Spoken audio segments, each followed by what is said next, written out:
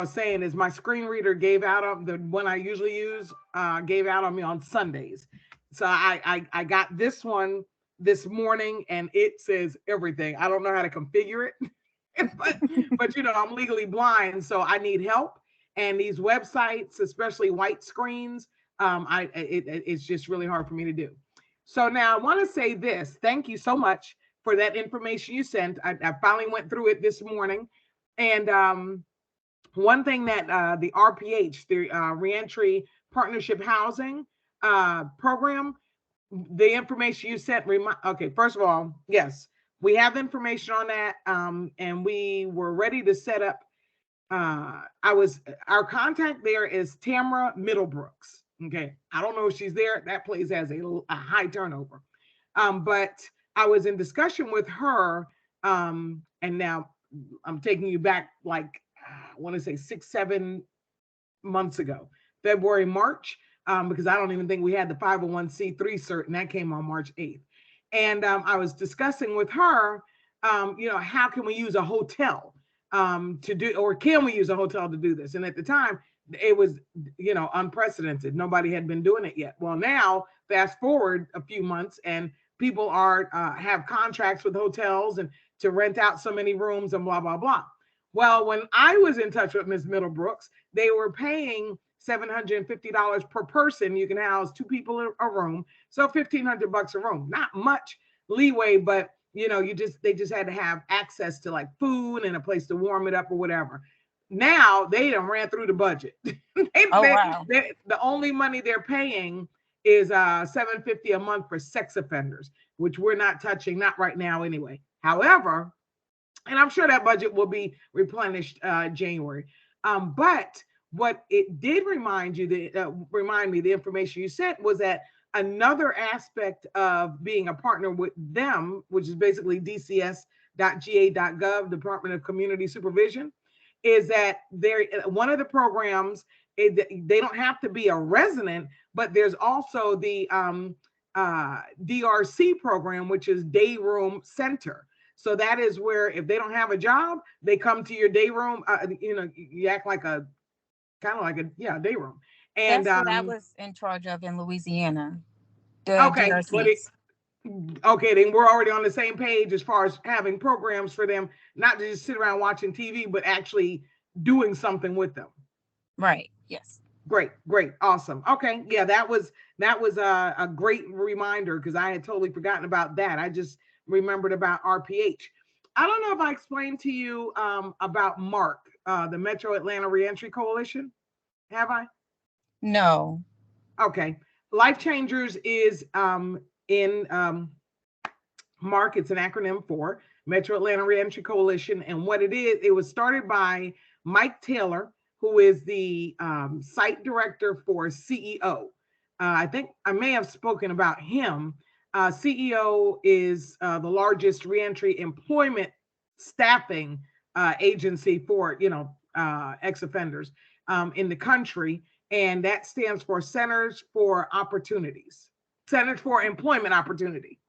And so they do like immediate staffing, same day pay, and all those that they're one of the partners we'll be working with.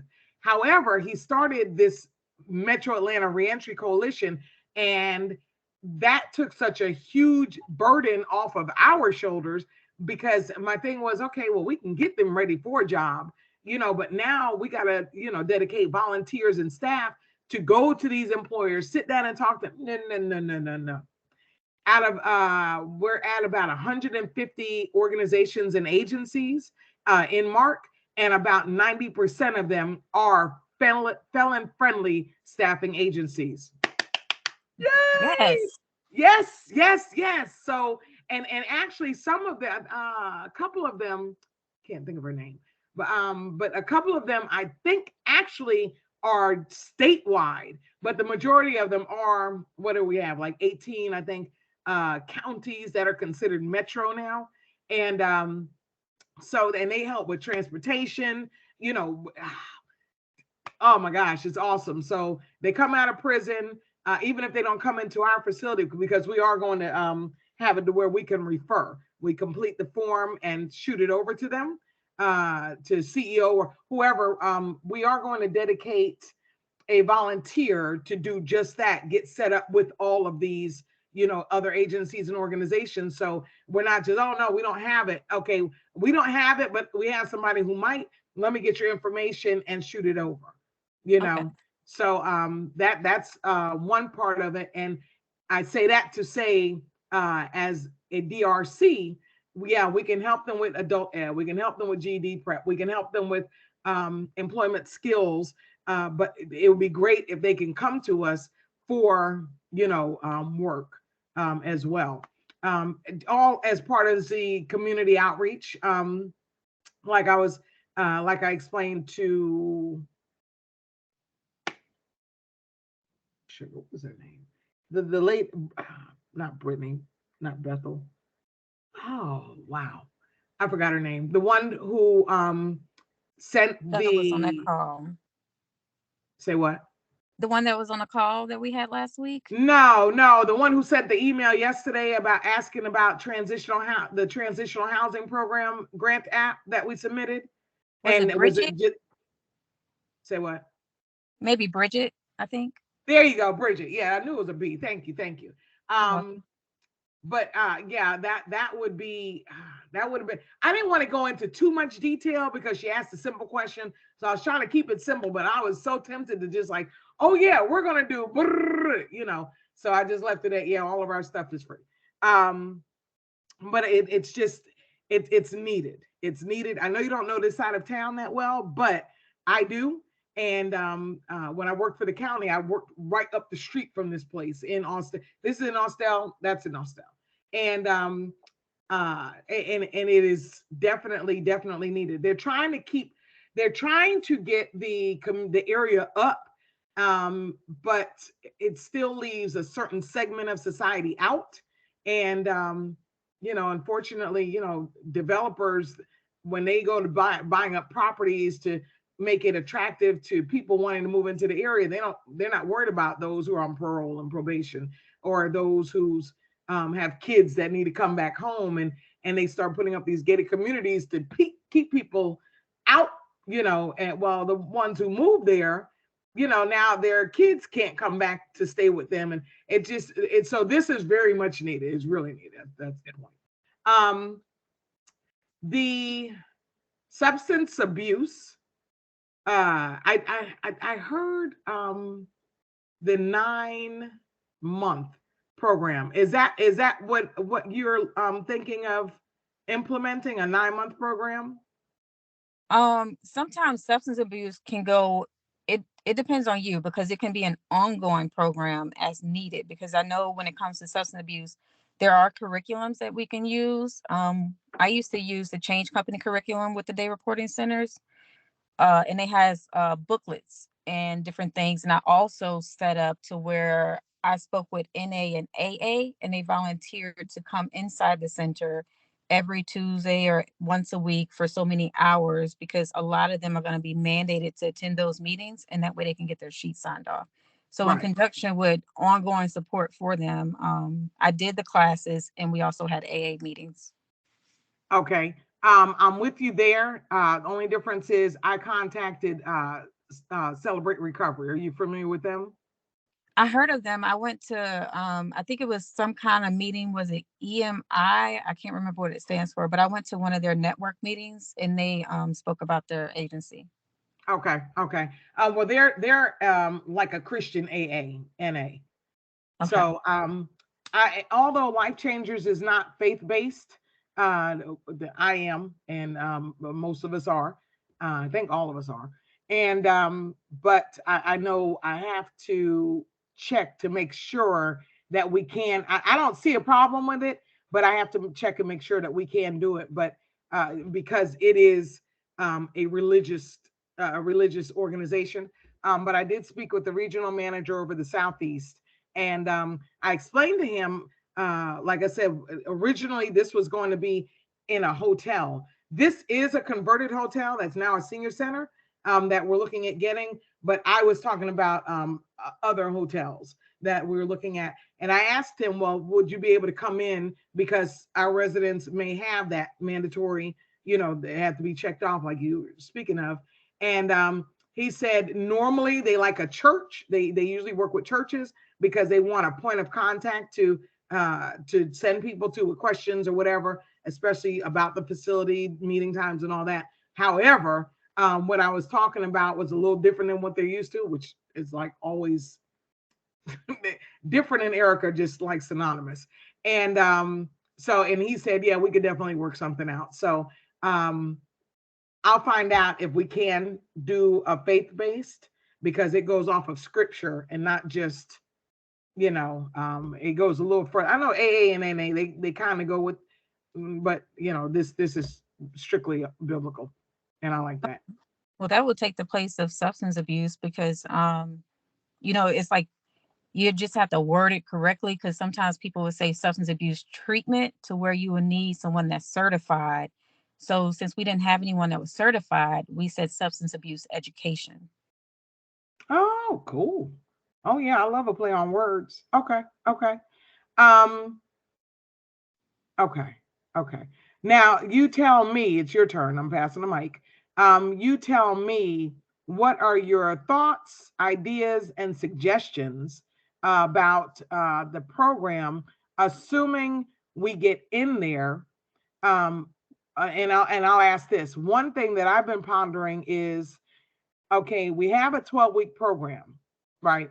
And during the first session, the first session I think is going to be the most interesting, because we'll have people who are like 3 weeks from getting out. 6 weeks, they won't have time to complete the whole 12-week pre-release. So what are Right. your thoughts on that? The ones that do not have time to complete the program, I would recommend once they get released, like go ahead and start it inside there. And then once they get released, to continue that program inside the building for outside services. And that way, once even the ones that complete the 12-week program before they're released, they still should be able to go into center or whatever center you have available for them. And we can have on-site employers to do interviews with them on site. But I think it should be something, and I think the jail will look for that too in the prisons, to where they continue those services outside the facility. Okay, okay. Now, what about now there would be an exception for those who are incarcerated simply because they don't have an address to go to, though, right? Right. So if they do not have an address to go to, they're not gonna, to my knowledge, they don't release them until they Right, have an address. But some of them put that they have an address and they actually don't have one just to get released. right. Um, but once they know about your transitional housing, it will be up to you how you play that. You can put that address down and they'll be mandated to report to that address to where they can start those services in prison, and then they can report to that address to finish the services. Well, I guess I'm asking, would you feel comfortable with them coming into the transitional housing program earlier than the 12 weeks? Yes, it probably would just have to be two different start times for the programs because you don't want to overlap the classes together. Right. Okay. Okay. That was it was getting like real complicated in my head. I'm like, okay, well, if you have Joe coming out on Monday, because he's eligible to be released now that he has an address, and then you have Will coming out on Friday, it's like, okay, are we going to have individual tutors, or to go through the program with them, or how are we going to do that? So I said, well, I'll wait and ask Akeisha what she thinks. um because I mean, that has a lot to do with why we're even offering transitional housing, because there are so many incarcerated simply because they don't have an address you know Absolutely. Yep. And yeah, that's when the homeless come in because they're gonna put somebody's address just to get released and they have right. nowhere to go. And well, okay, so how does that work if they're on parole and probation? I know I've known people to get released and their PO had to go check the place out first. They do check the place out. So there's a lot of people that was honest with me. They put an address. The person allowed them to use the address, and they would actually call them when an agent come. But then they had to be. I'm like, look, you got to find a place. I'll help you find a place. Let's be honest with your PO. it was okay for you to live there until 2, 3 weeks, and they noticed you eating up all the food, you running up the Mm, bills, and now you have to go. gotcha. So in Gotcha. a lot of situations that happens to where they think it's fine. I miss this person. I'm gonna let them come stay. And then after 2, 3 weeks, they're like, we don't get along. You have to go. Gotcha. Okay. Okay. Whew, okay. Um, mm, okay. What other ideas or suggestions that we in regards to what you read about GDC, what they offer, where do you think Life Changers and Lit Academy fit in? So the things that they offer, which I thought was impressive, I see they offer cognitive behavior therapy, but they don't say exactly what program or what curriculum they use.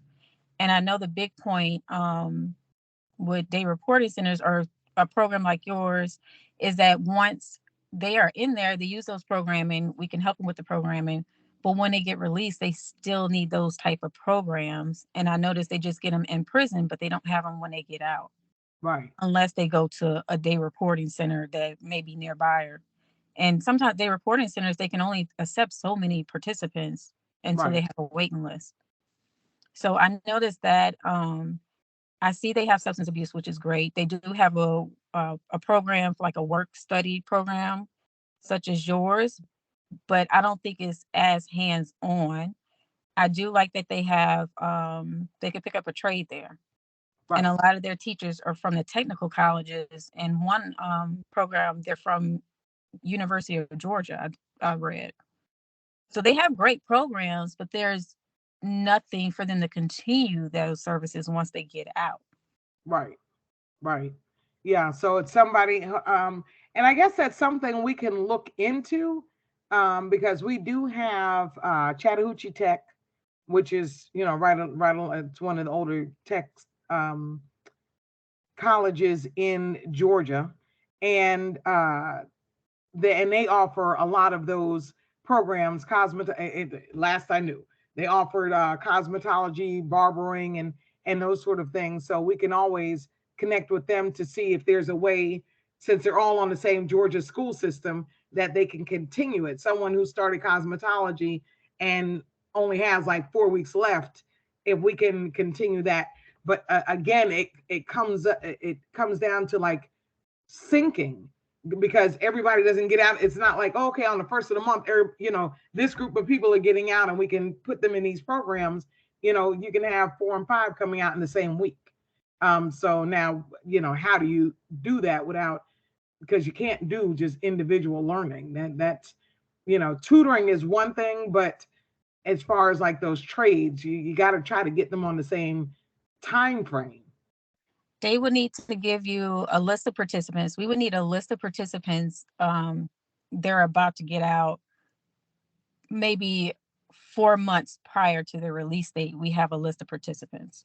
So Okay. we need to put a cap in when we accept participants. So if they're about to be released within 4 months, then those are the ones that we need to work with. And once we have that list and they tell us, okay, they're getting a certification in cosmetology or something, and we can reach out to the jail's contact to say, hey, if they don't complete their certification, what do we need to do for them to continue your services outside of prison?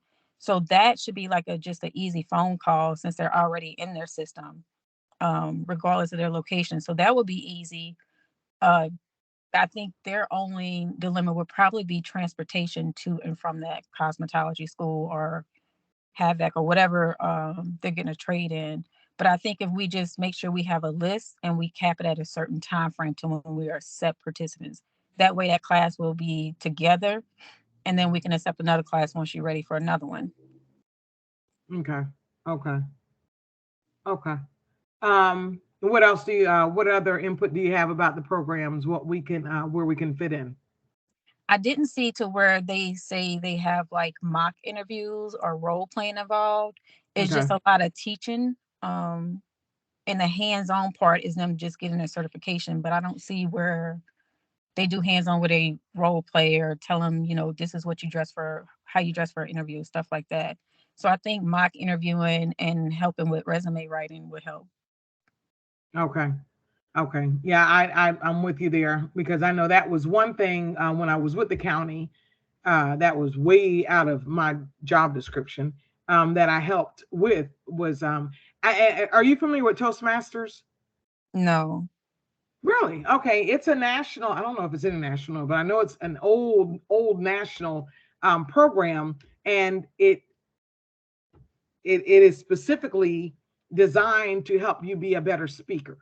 So there's a group of you. I did it through the county, and there's a group of you, and you pick a topic, and you're going to speak 5 minutes on it, and the group is going to critique you.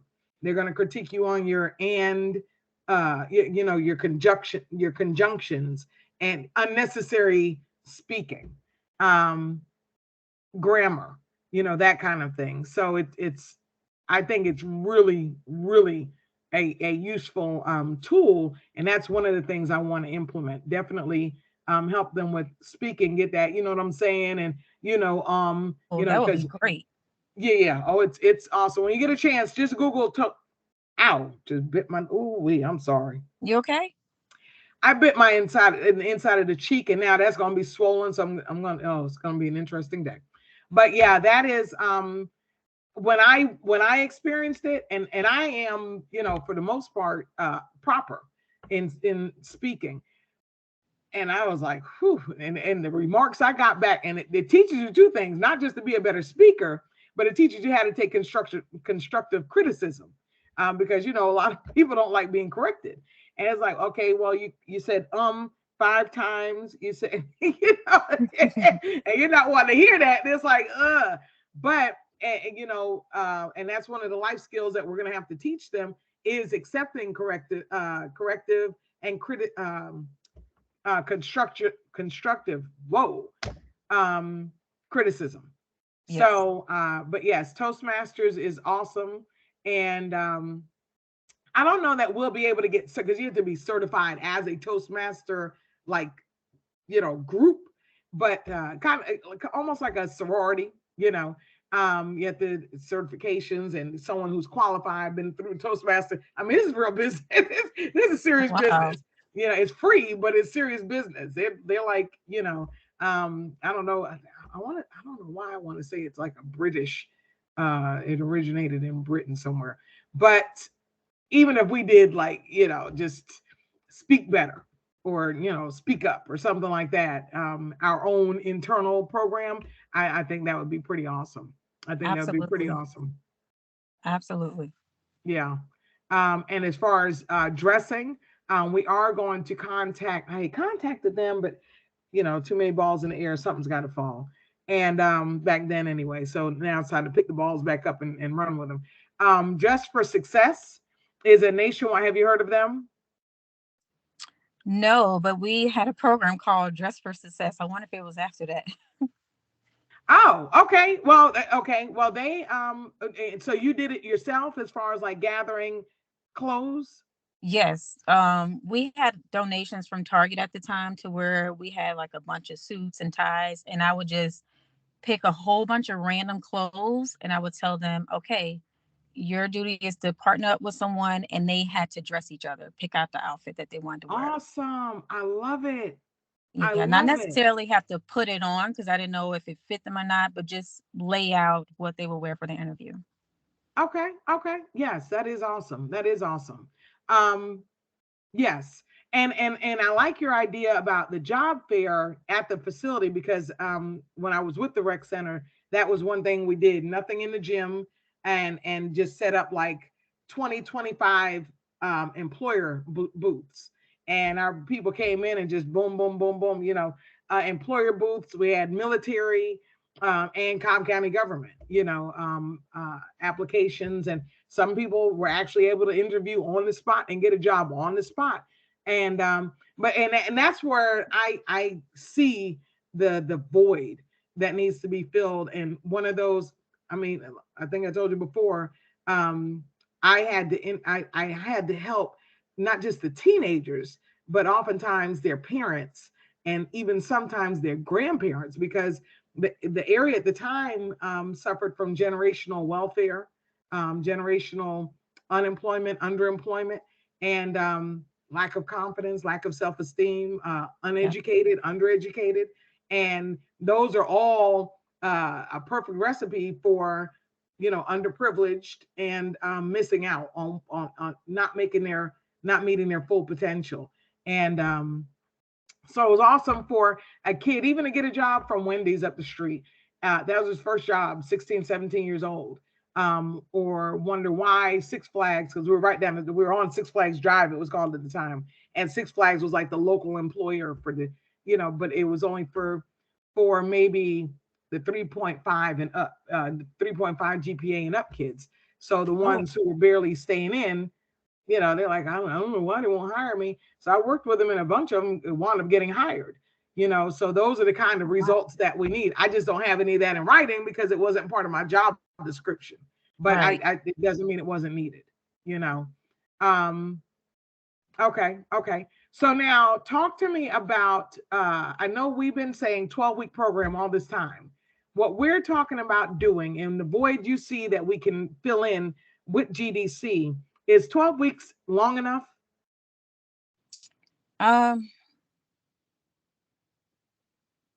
I would say base it off a 12-week, because I had programs there was 90 days. I had some 60, 90, and 120 days. However, if I need extension beyond that, I got in contact with, because most of them are going to be on probation or parole. It depends on your contract, what the Right. contract states once you receive that. I had a contact person that was involved with that contract. I would send them an email and have it in writing that I have ongoing extensions for that person, because some people may learn a little different than others and may Right. catch on a lot slower. So I would, if it goes beyond what the contract says, I just email that individual and make sure I had something to write it and put it in a participant folder. Okay. And that is because they've reached their 12 weeks. They're about to get released and they need extended help Yes, that they're going to get through our programs, whether we have the transitional housing or not. right. And that way you can still get, because sometimes I don't know if how the contract would read, but sometimes the contract will just go ahead and give you the full amount, or you would have to bill each month and they put a per diem on the participants. So that way, if you have that in writing, they won't cut off funding for that one participant. You'll still get that ongoing funding until he or she completes. Okay. Talk to me about when you had your DRC, you only took obvious, I'm thinking it's obvious, you only took participants who lived in your area, right? So we had parishes in Louisiana, which is same thing as counties. Well, counties here are huge, but I took participants in different parishes. That was kind of like the furthest I went out is 30 minutes, but we provided transportation for those participants. For them to come to the day room, so you do 2 round trips with them each day? Yes, so we would pick them up, Oh wow. bring them to the facility. They had one location though. There was one stop in each area that was closer to a group of them. Gotcha. Okay. And they would have to either walk or get to that location. And some of them that it was too hard for them to walk, I'm like, we can get you a bike, or there's a number on their Medicaid card. If they contact Medicaid 24 hours, they'll bring them. Right. So they just had to get to that one location. We pick them up, bring them to the facility. Sometimes that driver had to make multiple trips because he just had too many people. And then we brought them back. Okay, you just said a key thing. I didn't know Medicaid would pay for that. I know Yeah, Medicaid pays for like doctors appointments, and like if you got to go pick up your prescriptions or something, but I didn't know. Oh, that's awesome. yeah. Oh, that's a game changer. They brought our participants. Now that was in Louisiana, but Medicaid should be the same across Yeah, every Medicaid's state. a federal program, and I'm not even gonna go there, but it's a federal program, and then so yeah, you're right. It should be the same across the board for all states. That's definitely one we'll have to check into, because that will be a game changer, because I'm like, okay, well, if somebody in Smyrna is assigned to us, how they get in there. Because although this place is on a bus line, it's, smart everywhere. Georgia is a lot like Louisiana. The public transportation is not as robust as like DC, New York, you know. So I wasn't sure if we'd have to stick with people just like in our zip code or within maybe a 2 mile radius. I didn't know how that works. I was like, well, how many people would we actually be able to serve like that if they have to be in a certain radius? But I do know, like CEO who I was talking about, the staffing agency, they, and we gotta look into this too. They are able to get like Uber um uh cards or Uber and Lyft coupons. Do you know anything about that? Not with Uber, but I know in the past I used cab services and we just paid them a flat rate. And there was no limit to participants, no limit to the mileage. It was just a flat rate once a month that we paid them. Okay. Okay. Okay. And Cool. there's also bus drivers that, a lot of bus drivers have their own bus, and some of them may be retired to where they work part time and just want some extra funds, or they may even volunteer. Okay, when you say bus, that's Like you a mean school, like the say what? like a school bus. There are bus drivers who have like their own school bus? Uh-huh.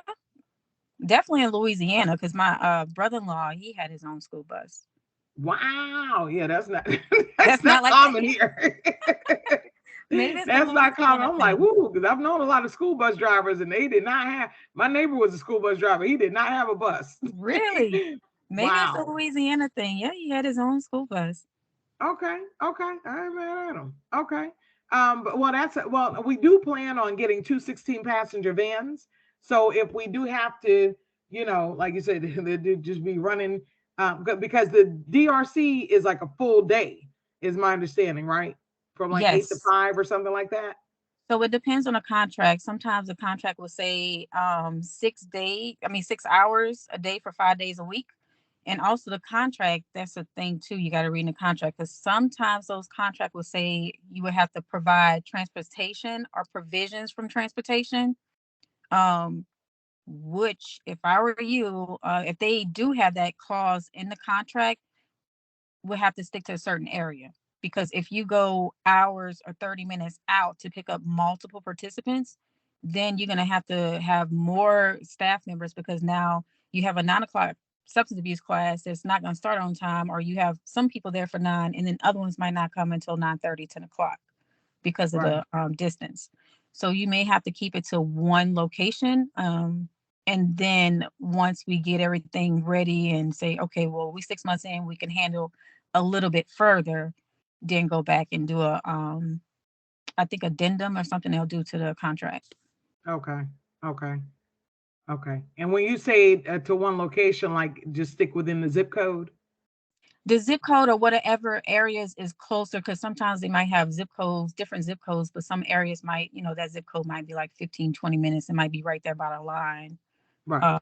You have to map it, but it just really depends on what's listed in the contract. Because even if it's a day reporting center, like our day reporting centers, we had to have provisions for transportation, which means not necessarily having to pick them up, but have funds for them, like bus tokens or something like that, for them to get there. So that's a provision. Okay. And also we had to feed them. So they said provide some Right. type of lunch. Right. And at first we was fixing sandwiches, but then there were a website, I can't remember that. We went to a website and they just provide like uh, kind of like frozen food, but it can stay out, like the little dinners. And it was something to do with religion, like, people couldn't eat. It was kosher meals. Oh, okay. Gotcha. Gotcha. So we That's provided interesting. those. Kind of like frozen, but they could stay out. Yes. And Okay. hey, if they didn't like it, they can bring their own food, but at least we had it on site if it has that clause in the contract. Okay.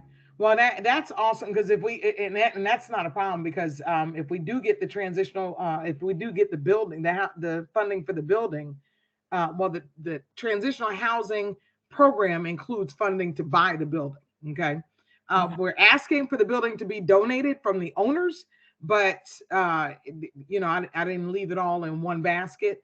I would love for it to be donated and we get the money for the building. But hey, what's too great for God, right?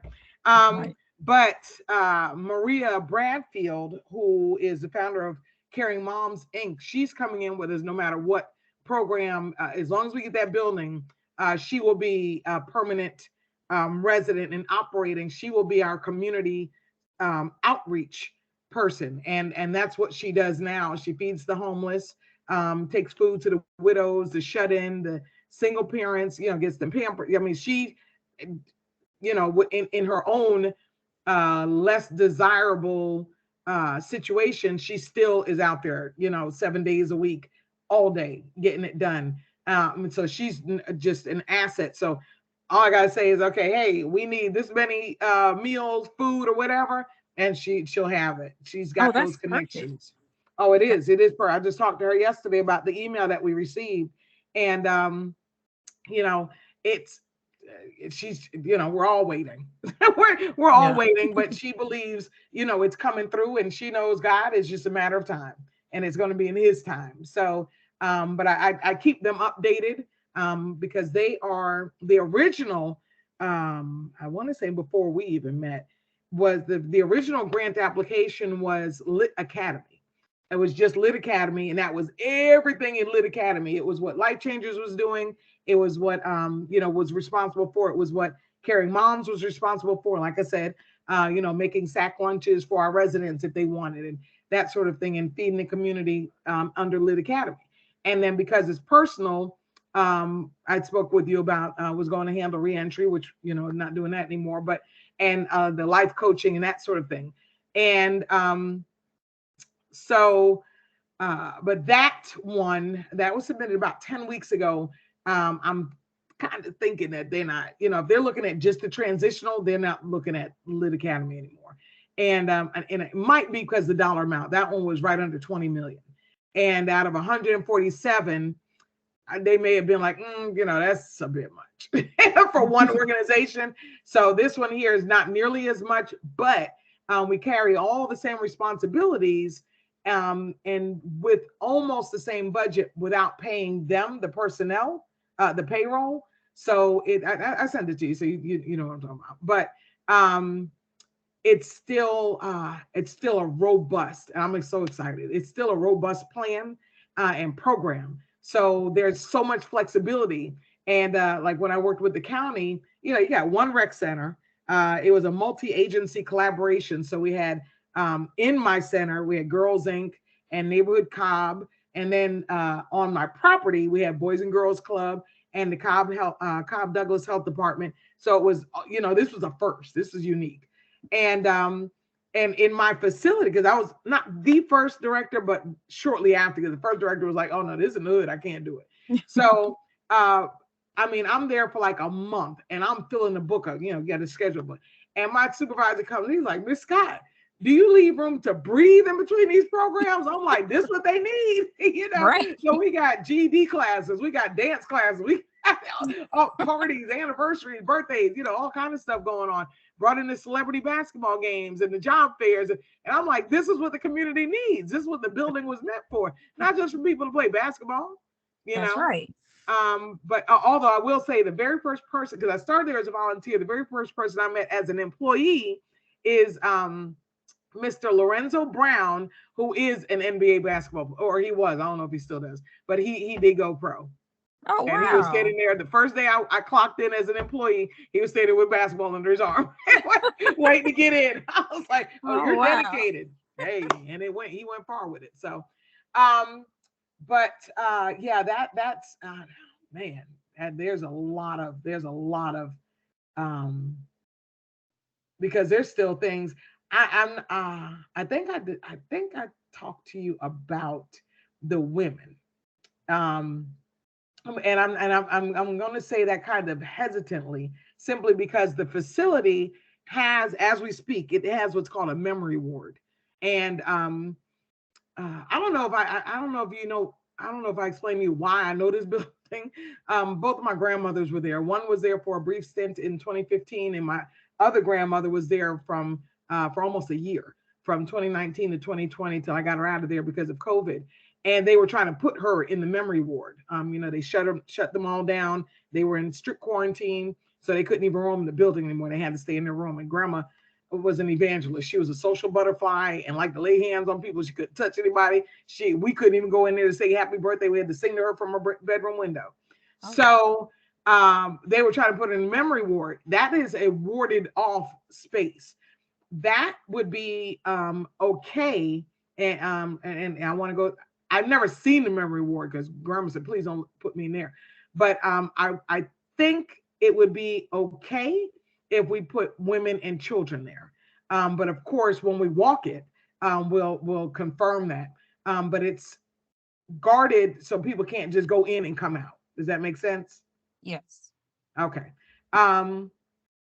And I believe they even have their own dining area. Did you go on the website? Did you go and look at the pictures? I didn't see the pictures. Okay, I know I sent you the picture, but I figured you might pull up the address on Google Maps, and they have I think like 9 pictures on there. But you'll see a picture of the dining room, the property from a distance. I forget the name. It's a national hotel chain that it used to be, that it was bought from. But I mean, it's a real cute hotel, real cute hotel. And but the way it's set up, and that's why I guess God put it on my heart that that's where we need to be, that's where we're going to be. So, and then on top of that location, it's in Austell, and it's right in between 2 major bus lines. So that's of course a huge plus that will help, that will alleviate. If we just got to get them tokens for the bus, then so be it.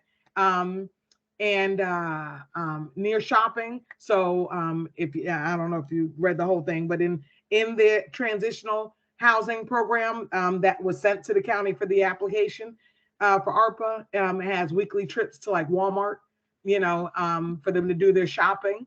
Of course, someone like me, I don't drive anymore. So Walmart delivers to me, and they're more than welcome to do that. But we will do, weekly shopping to Walmart and handle doctor's appointments, dental appointments. One thing I do want to do, and you give me your input. When I say I want to do something, doesn't mean it's written in stone. So please don't think I'm ever adverse to change or modification or suggestions. I would like, especially when they first come out. Okay, let me back up. Before they come out, I would like to see if GDC would, or the jails, wherever they are, if we can get them to do like a medical and a dental, it's assessment, appointment, something, so because when they come out and if we can get them qualified for Medicaid, fine, depending on what we see they need help with. Because I know all of them may not be able to go right to work right away. That's ideal, but some of them may not be able to for one reason or another. But I don't want them coming out and needing like mental assessments, and we can't get an appointment for 2-3 weeks, if that long, because we got to wait for their medical. You tell me this. Let me pause there and just scratch everything I just said for a second. When they came out, how did you handle their social services? Talk to me about that, please. So before, and I don't know what the state of Georgia have, but before, when they were coming out, I asked them if they didn't have ID. I partner up with this organization called Spread the Vote. So organization, I noticed they're in Georgia too. They would either pay for their ID or driver's license, right, whichever one have cheaper payments. Like, sometimes they got all kind of flags on their driver's license and they may not pay for that, but they'll try to get it fixed, and right, they'll pay for birth certificate. So other ones, we worked with the state of Louisiana, in every prison before they're released, they get their little envelope, and in their envelope, they supposed to have their state ID and Medicaid card. And if they don't have a Medicaid card, it should be mailed to them, or they can pick it up from the jail or their probation officer. So I don't know if the state of Georgia, if they're doing that, but I know Louisiana now, they when they get released, all of that is already applied for them. I don't remember reading that, or I use a screen reader, but I don't I remember didn't see hearing it. that. I didn't see it anywhere, but that was one of my questions I had written down for them. But if not, there's a website that we can just go on and do it ourselves and apply for Medicaid, which most of them probably would qualify because they're coming out without employment. Right, right, yeah. And actually, what I will do is, oh shoot, wait a minute. We just had a Mark meeting because there's at least one agency in the Mark in the coalition that does that. So I know there's at least one, and that's exactly what they do. They take them to go get their birth certificate if they need it. They take them to go get their license. They help them get it, and I'm not. So that kind of tells me that they don't do that. They can't do that, or it's not available before their release. Okay, well, that's something that Yeah. would be a good idea to partner with them or Spread the Vote because both of them do the same thing. Maybe Okay. partner with both because Spread the Vote, they have volunteers that pick them up and take them to get their driver's license, even if they need to take the test. Whatever they Okay. do, just to because they're trying. I know in the state of Louisiana, we managed to do it to where people on felony probation parole, they're able to vote as long as they don't have additional pending charges. Well, you know what? I'd have to get with Caitlin Ball with Collaborative because she actually was on the podcast a little while ago, a few weeks back. Actually, number one listened to podcast actually, and she was explaining about how they go into the jails and because if someone, as long as they haven't been convicted of the felony, they can vote. But I think here they have to be off of papers. Or I think she said they have to be off of papers in order to vote. But misdemeanors, they go in there and register them to vote. And felony, as long as they haven't been convicted, they can register them to vote and they can vote. So that was mind blowing. I said, wow, that's huge. That's huge. Yeah. Um, okay, okay. Well, that was one of the things I couldn't figure out was social services, getting Medicaid. So yeah, hopefully that's not an issue here in Georgia. Because I said, well, we gotta wait for Medicaid. I don't know how fast it comes, but then you can't make an appointment until you have the Medicaid. So because you got to know what doctors you can even go to. Right, I but think. they don't supposed to release them. When they release them, if they have medical condition, they supposed to give them a certain amount of supply for that medicine Okay. until they able to get Medicaid or something. But we can apply for Medicaid for them, and then once we apply, we can always call Medicaid to get that number, even though they don't have that card to schedule an appointment. How does that work?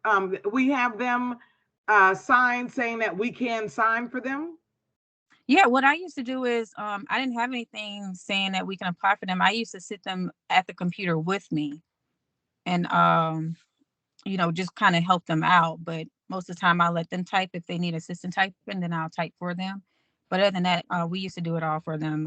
Apply for Medicaid, apply for food stamps, whatever they need. We used to do it.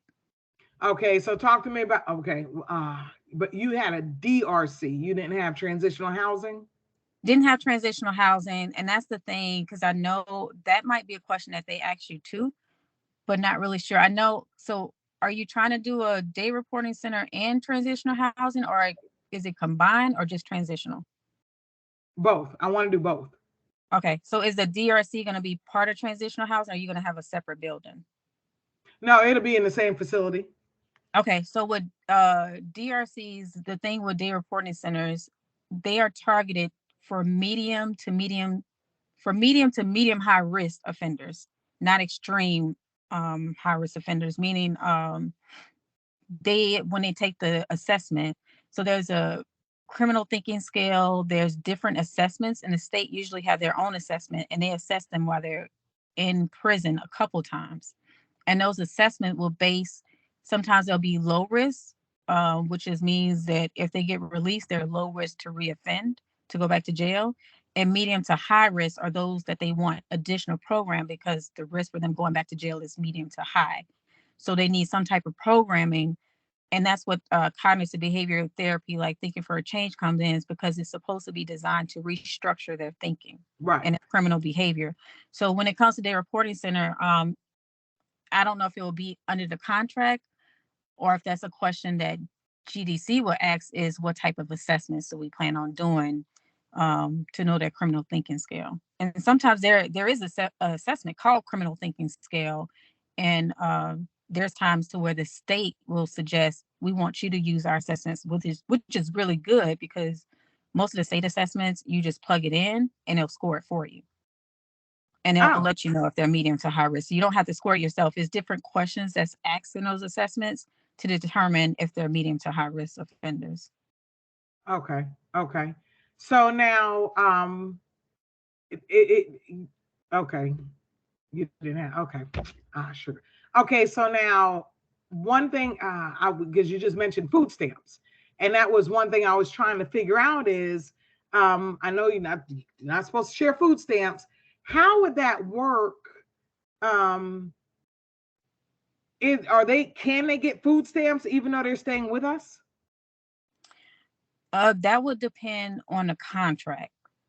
So if the contract is saying you have to provide food, um, they can still get food stamps, but they will have to put on their application that you are providing food to them. And whenever they speak to, I forgot, is they're assigned some person, each one of them to speak to. I forgot what that person name title is, but they would have to explain that, they will need the stamps to buy, like if they need snacks or something other than the food that you're providing.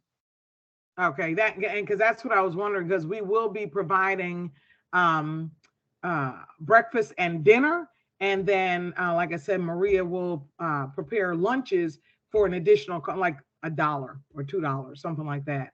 Um, uh, but if they're DRC, then they would be, and I guess we got to mold that around. If they're DRC, because our transitional guy, our residents will be gone to work. And that's why I was like, oh, shoot, we could still use the facility for DRC. Our people will be gone by 8 o'clock. And so they can come in, 9 to 4 or whatever time. And then they won't be back till 5. So, we're keeping it flowing all day long, Oh, you well, know. yeah. Well, that's different. So if the participants in a day reporting center is not the same participants, and some of them might be, um, well, may or may not be, but if it's completely different participants in a day reporting center than in transitional housing, they can apply for food stamps and still get it because they have to go back home.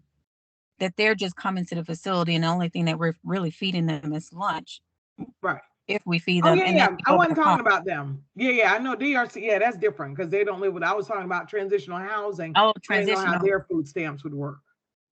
They can get them, but they just won't get as much since they would have their own room. Right.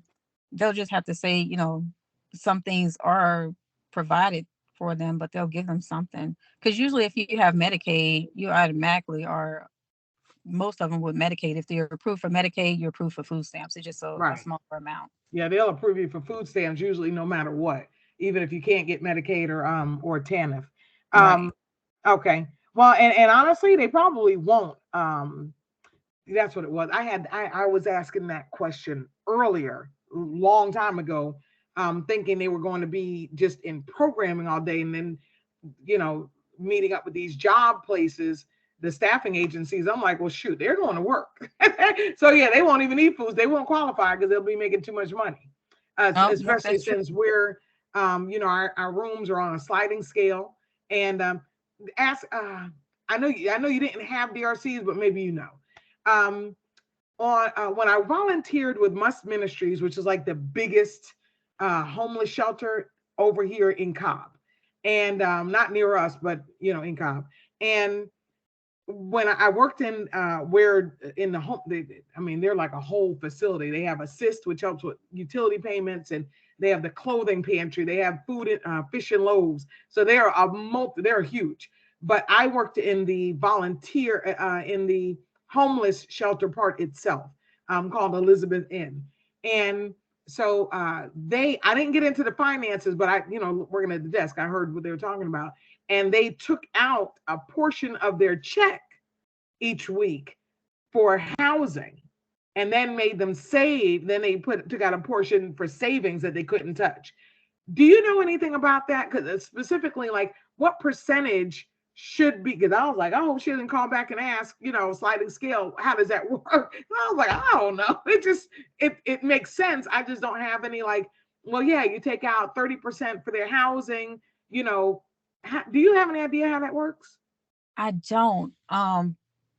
But even if you plan on saving it, it would be kind of difficult to say. Well, maybe not, but with me, I would think it saving and having each person, unless they have their own account, we create a bank account for each one of them to put their funds that go directly to it, or Yes. put it in there. Yes. That would be great. But the scale, I would say, I haven't dealt with it, but maybe like a certain percent, but I would have everyone a certain percent of their check. Like everybody would have to have the same. I know everybody's check is Right. different, but if you have that percentage, it's just going to equal out anyway. Right. Well, But yeah, that's because someone who's making 500 a week is if it's a 30%, that's 150, I think. Yeah. yeah, So so I mean, I think that's a great idea. I wouldn't know the percentage. I wouldn't know. No. okay, I didn't know if maybe you had heard something in from somewhere. Okay. But yeah, that's what we're going to, and that was the Holy Spirit, because I all this time when I applied for the, and you'll see it, and if you look at it, it says up to, I think, $500 a month, per person, two to a room. And but yesterday I was like, oh, sliding scale, okay, sliding scale, But I'm like, well, what if she asked what's the sliding scale? And that's why I didn't know what. I was like, 40%, no, 20, but I think 30% might be the number. And the reason why I say that is because, you go to apply for an apartment, or even a house, your mortgage. They want you to make 3 times what it costs. So if it costs 1,000, they want you to make 3,000, right? So I'm like, Right. okay, well, 30%, that's around, 3 times. So that's I guess that's where that number is coming from. And I then, think taxes. Yeah. true. I think 30% is good, but if they ask you about sliding scale, a sliding scale could be like they had a job where they can pay 30% and then all of a sudden they got laid off. So that sliding scale might have zero until they get another job. I don't know if, they might have to dip into their savings. I'm sorry. Excuse me 1 second. Okay. Hey, I'm in a meeting. Can I call you back? Yeah, call me back. Thanks. Bye. I'm sorry. I thought I had turned it off. Oh, that's Yes. okay. Yeah. So, Um, the funds that they save, maybe that's when the sliding scale comes into play because they no longer have a permanent job because they had to do layoffs. So that sliding scale is based off of their funding in the bank or something. yeah, yeah, and hopefully, like I said, with all the organizations that we're partnering with for employment resources, then they may be out of work today, but by Friday, which is 2 days, if they're out of work on a Wednesday, by Friday, hopefully they'll have a job. Oh, that's a Um, blessing. yeah, that it's huge. I mean, that is, and like I said, that was such a huge weight lifted off. Like, wow, just so that's one of the things that just a side note, because I know I talked to you about them going into well, I'll talk about that in a minute. But so yeah, that the savings would be more so for when they move out. So when they need to make that deposit on their own place, or because we're going to have to set them up with their child support payments, their court fees, and they'll have walking around money that they need to use transportation. I mean, these people aren't going to be like, they're already paying dirt cheap for rent. Although their jobs, they're not coming out with like 50, 60, $70,000 a year jobs, but they're not going to be making peanuts either. So like even our own maintenance, in-house maintenance people who will live there, they're going to be making $500 a week each. So you are only paying $150. Doesn't sound like a whole lot, but when you're not having to worry about, you got two meals free. Right. All you got to pay for is lunch, maybe a dollar or $2, just to help offset.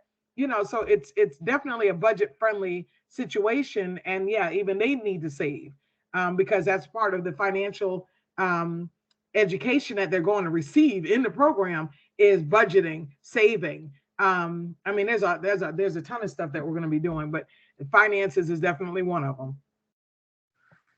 Oh, that's great. Yeah. Okay. Okay. So now I'll talk about the technical part. So what Stephanie and I met yesterday, and what we're doing, she's putting in forms into the system, and the form, when I was saying we'll be working as a referral for these employment staffing agencies, and so when someone calls us, our people will answer the phone, put it in the system, and shoot that system over to that agency. And so that's one thing. The forms, she's figuring out how, like when the DOC sends over, these people's files, how did that, okay, yeah. How did that work when they sent, okay, did they send over their file? They had to send over their files, right? What they did was they sent over a referral form, and the referral form had like their charges, um DOC number and stuff like that. So we entered them into the system with their first and last name and their DOC number, because a lot of times when you talk to probation and parole, they're not worried about the first and last name. They just look up from DOC.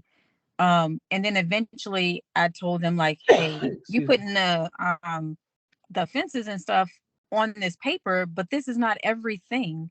So eventually they started emailing the files. And it was password protected to where we had to enter a password to get the file to open. Okay. Okay. Yeah, that's what she and I were trying to figure out. If they send it over, via email, we, we have to find something that lets us upload it, to where it's scrollable and searchable. Um, which she thinks there's something for that. But I said, well, and what if there's a way to, like a direct link, like almost like, not even an email, but just kind of like depositing into our system. But so I, with the password protected, that you said they sent an email and then it was password protected, and then you uploaded it to your system, like you yes, saved it to your system.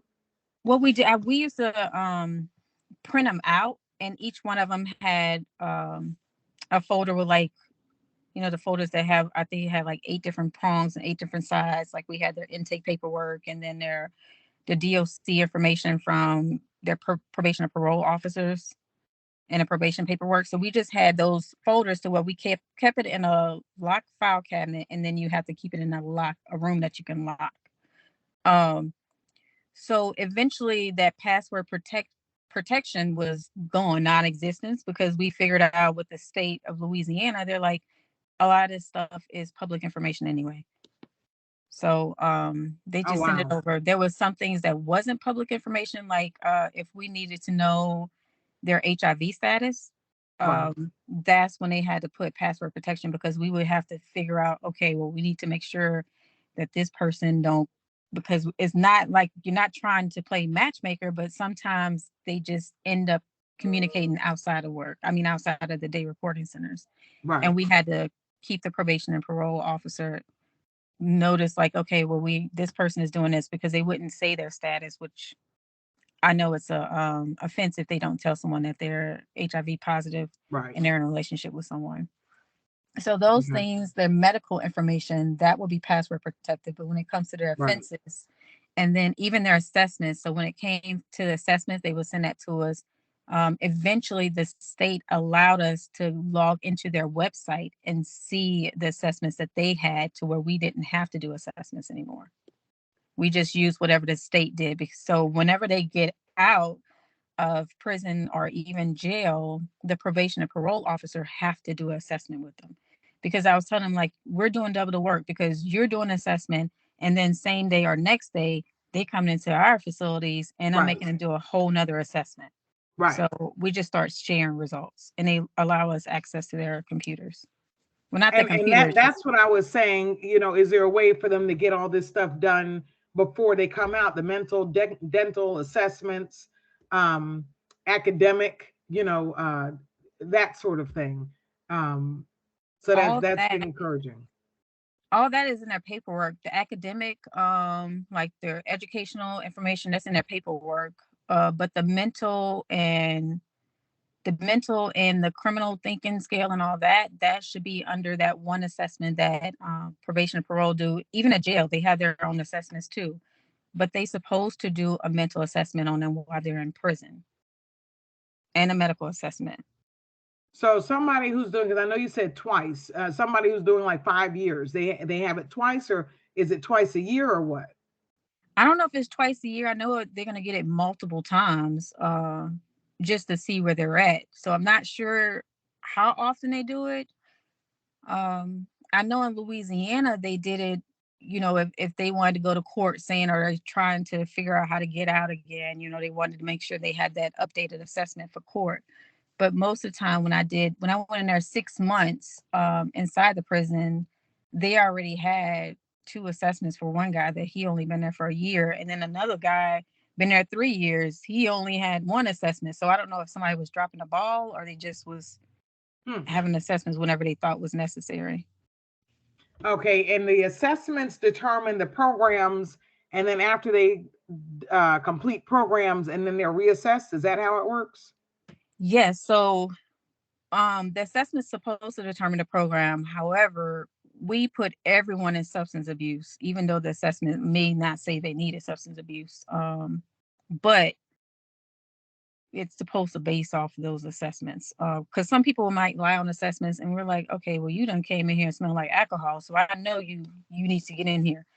But those assessments will tell you if some of them will say they don't drink at all, and you'll see that scale down to zero, saying that they don't need substance abuse. They are the state had an assessment that said exactly what programs they need to be in. I don't know if Georgia had that assessment, but Louisiana got it toward the end, saying they need thinking for a change, they need substance abuse, employment skills, anger management. It will pop up exactly what they need. But even if they don't have it, the assessments will say like if they need anger management, you can read that scale and it'll be high to where they need some type of anger management classes. Okay. Okay. Well, we have a psychologist. I already have. It's in the quote with the ARPA grant. How much to assess them, and so when they come out, if they haven't had, I guess, a recent assessment, then we'll have to do it on our dime. We have domestic violence and anger management counseling, and so we still need like I said, not celebrity, celebrate recovery is one. We'll need, I guess, based on the assessment from in there or out here, will determine what programs they're going to need. But see, the thing is, it's all a timing. It's all a timing thing, because the 12-week, yes, we're teaching them about the program. We're learning what they need from us when they get out. But at the same time, that gives us time to set it up. So we won't know if out of, 50 people in the program, in the 12-week program, then 20 need, like mental health. Um, 40 need physical, like therapy or appointments or whatever. So that's why I was asking, is it enough time? Well, you said you said do 4 months ahead of time. They do the 12-week program. So then 4 weeks after that, it will be like a cushion before they come to us. Right. But you can work around the times. The only thing with the programs is you can say, hey, this is the schedule. These are programs that we offer. We want every participant coming here to get the programs, which I tried to do over there in Louisiana. But there are some probation agents saying, no, they only need anger management. I only want to send them there for anger management. I'm not worried about the other classes. They can go home after that. And my answer would be, I'm fine with them going home after that, but they need to have their own transportation to and from this, because my transportation runs at this time Right. and it ends Right. at this time. So they will, even though you will get a contract, they will try to work around what's Devil's worded. in the details. The devil's in the details. Yes, ma'am. Yes, So, ma'am.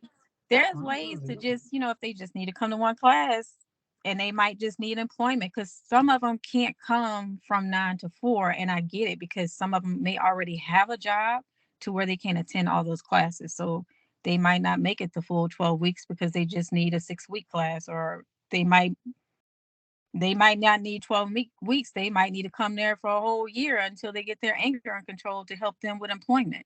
Right, right.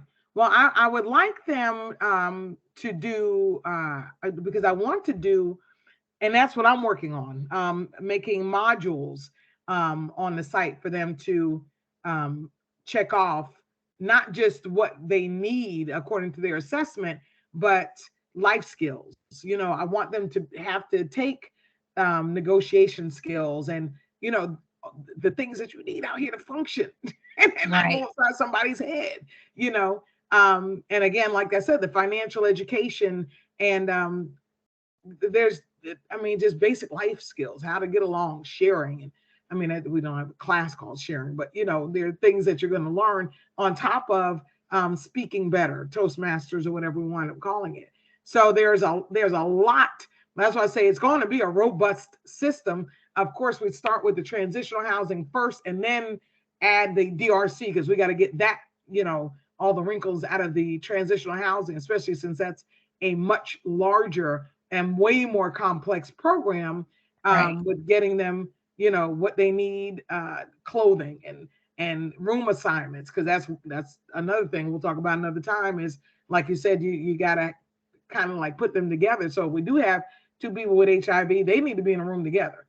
I mean that's I hate to say it that way, but we got to think of safety for the entire group, not just one or two. But at the same time, I don't want somebody 17 years old rooming with some, who just did 2 years rooming with somebody 35 years old, been in there 15. You Right. know, so it's all about safety. It's all about safety, and at first, because we got to keep them safe so they can get Right. into the programs. And okay, well, we're gonna wrap it up. I didn't realize it was so late. I'm sorry. I try to keep things to an Oh hour. no, I enjoy talking to you and getting to know more of what's going on. Yeah, so I'm glad you mentioned day reporting center and transitional housing. So just keep in mind, when it comes to day reporting center, they want evidence-based programming. That's the best way to get a contract. So you're saying that even though we get certified or cleared by dcs.ga.gov, who does the I was laughing earlier. I'm like, oh, the RPH, the DCS, the whole alphabet soup. But dcs.ga.gov is like the new parole probation, and they're the ones who handle the RPH, the reentry partnership housing. They're also the ones who do the DRC. So you're saying that just because we get approved for the RPH, don't assume that we'll automatically get approved for the DRC? No, you'll get approved for the DRC. I just know when it comes to them referring folks, well, at least in Louisiana, and I saw it on their website. They mentioned evidence-based practicing a lot on their website. Okay. Because with evidence-based practices, and evidence then shows like this program is definitely going to work. And one of the major programs, I don't know I wish they don't have it listed on their website which program they use, but Thinking for a Change is a program that the state of Louisiana uses as a cognitive behavior program. And it talks about, like, if somebody makes you upset, there's a lot of role playing with that program. It's really good. It's a lot of role playing, and it's a curriculum. So Right. they'll say, okay, the facilitator read this, and then it'll even have, like, in bold, okay, call a participant and ask the participant this. Like, it tells you exactly what to do, but you have to get certified for that. I'm Oh, certified to teach it, but I'm not certified to have, like, to get others certified to teach. I'm just certified to teach. But when it comes to the okay. state, which Georgia might do this, I know Louisiana does. They allow people that if you have a contract, they will allow you to attend their certifications free to teach those courses. Really? Yes. Okay. Yeah, I've heard of that, and I want to say that was actually like the first blog post I shared on the website, was about cognitive, what you just said, and um, and I think that was a training class teaching teachers. Um, yeah, that was, but you're the first I've heard talk about it since then. But it only made sense. It only made sense. So we need to check into. Okay, can you take that on, please? Yeah, so I'll contact GDC and see, because I know, like I said on the website, it kept mentioning evidence-based practicing, and I know that's how I got a lot of contracts in Louisiana, because I told them that we offer those courses. But when it came down to it, is it very expensive to get one person trained? I think it's like 400 per person or something. But when you have about 30 employees, all that add up. So Right, I right. contacted the state saying, "Hey, you offer this anyway. You train your staff. Can we just attend? If you have 2 seats available, just let me know. I'll send 2 people." And they were all for it. They even offer a course to where they train a staff to become a trainer to certify And others. that I was waiting for you to take a pause because I was about to ask that. What does that look like? The course is free. It was just a matter of me having to send someone out. I think at the time it was like 2 weeks, and I couldn't send nobody out for that long. So at the time, so I was just like, no, y'all can just go there for free. You'll get certified and you can teach within 2 days. No, it's a week. It's a week class for certification. So I did Okay. that with the staff, and I'll get in contact with them and see if they offer, like, what cognitive behavior therapy classes, like programs that they offer, and if whatever they offer, to see how they get trained. And if they get trained, I'll ask if we can just join in on the training that they have. Okay, let me ask you this.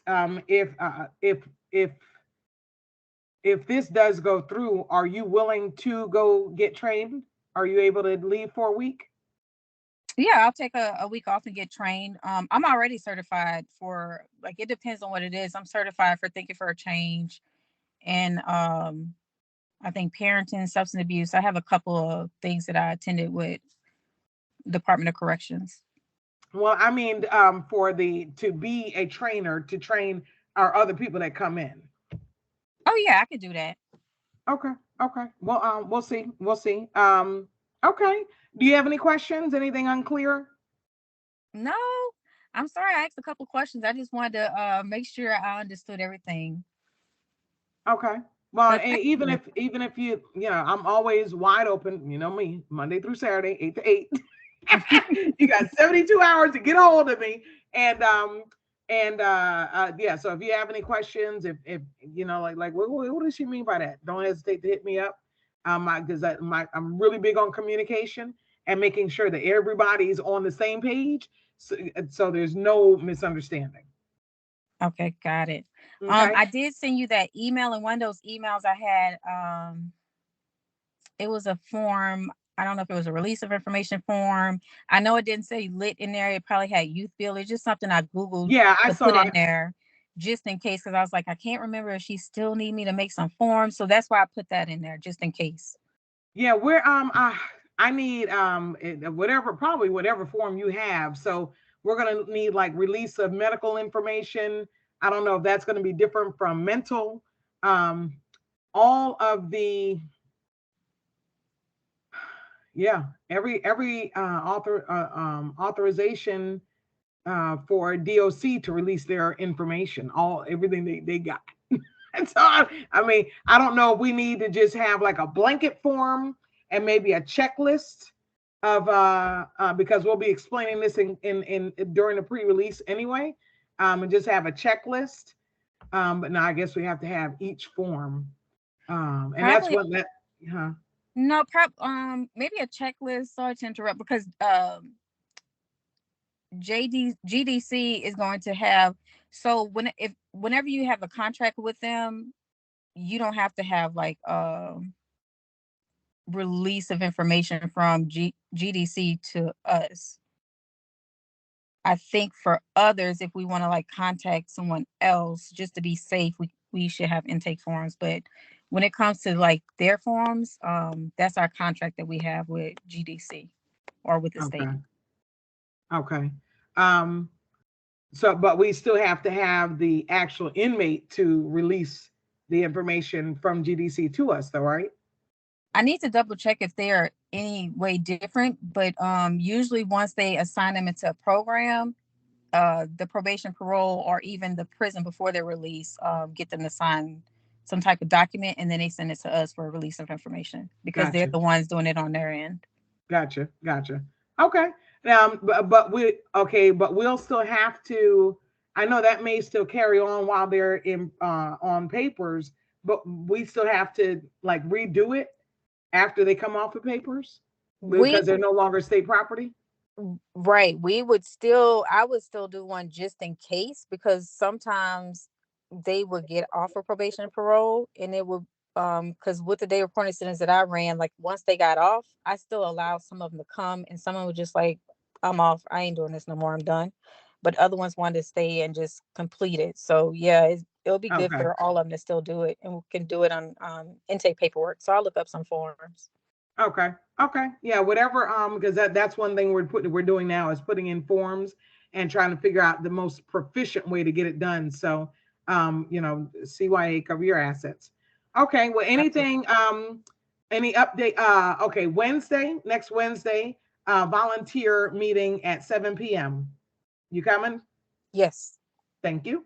And then let's schedule our next program update. Unless something changes, like we get word from ARPA before then, that we'll be meeting every week.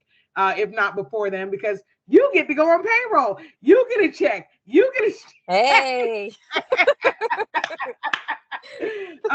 there's so many checks I'm ready to just hand out. Like, oh, I appreciate what you've done. I need you to keep it up. Um, all of you are. We have such.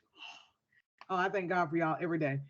We have such an amazing group. You know how I don't know if you remember the movie Soul Food, but the grandmother said we're a small, but we pack a mighty punch. We're a small That's group, but we right. pack a mighty punch, and we are making I mean such strides in the reentry world, and we ain't even really officially opened yet. So I'm just like it's not even I'm not a vanity. You don't know me, but I'm not a vain. I really don't like the front part. I've always been like operations, not the sales. But this year, God said you're getting out there. But yeah, I'm already planning like the ribbon cutting ceremony. I'm like, well, it's kind of a small parking, so we're gonna have a shuttle bus, and oh, well, it'll be a lit academy bus. Oh, girl, it's gonna be awesome, awesome. All right, then I'm gonna let you go, and so next Wednesday, the 5th, is our volunteer our every first Wednesday of the month volunteer meeting with everybody, not the interns because we meet with them weekly on Mondays. You're more than welcome to join in on that if you ever want to. Let me know and I'll send you the link. And then we will make the second Wednesday of the month 10 a.m. For programming update meeting. Use the same link. And I'll send it out in an email. But yeah, go ahead and schedule that for 10 a.m. If you can't make it, no big deal. Just let me know whatever time works best for you. Okay, sounds good. And I would have my computer at home, my laptop, so I would have my camera on. Maybe it's the phone. It shows that it's on. Where are you? I'm just sitting in my car. Can you see me? No, I thought you. Oh. I'm sorry. I thought you worked from home. No, I work in a building. Every now and then I'll work from home, but I'm usually just in a building. Oh, that's right. You did say I'll be working from home these days. Okay, I just got stuck on she works from home. Oh, okay, okay. No, oh wow. I'm sorry. Go. All righty. I'll Oh, talk to you you later. fine. Okay, thank you. Bye. Thank you. You're Bye. welcome. Bye.